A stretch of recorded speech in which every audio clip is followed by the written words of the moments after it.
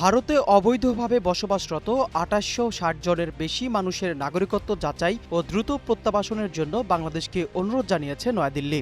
ভারতের পররাষ্ট্র মন্ত্রণালয়ের মুখপাত্র রণধীর জয়সওয়াল জানান, দ্বিপক্ষীয় প্রক্রিয়া অনুযায়ী তথ্য পাঠানো হলেও বহু অনুরোধ ঢাকার পক্ষে নিষ্পত্তির অপেক্ষায়। তিনি এগুলো দ্রুত সম্পন্ন করার তাগিদ দেন যেন অবৈধ বিদেশি নাগরিকদের বহিষ্কার কার্যক্রম আইন অনুযায়ী সুষ্ঠুভাবে করা যায়। Foreign nationals in India, if they are here illegally.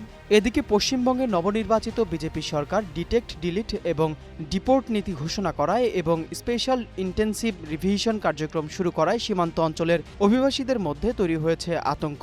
সেখানকার ডিটেনশন সেন্টারগুলোতে ইতিমধ্যে প্রায় ৪০০ অনথিভুক্ত আটক বাংলাদেশি।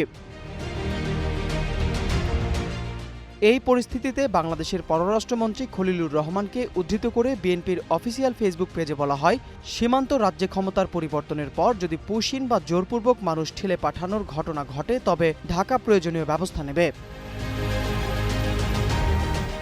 চলতি বছরের মে মাসের শুরুতে আনুষ্ঠানিকভাবে অবৈধ অভিবাসন ইস্যুটি ঢাকার কাছে গুরুত্বের সাথে উপস্থাপন করে দিল্লি।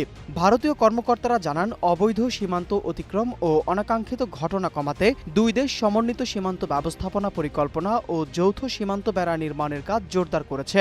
বাংলাদেশ সরকার নাগরিকত্ব যাচাই বাছাই করার পর এই বহিষ্কার প্রক্রিয়া সম্পন্ন করা হবে। নূর ইসলাম, নিউজ ডেস্ক, গ্লোবাল টেলিভিশন।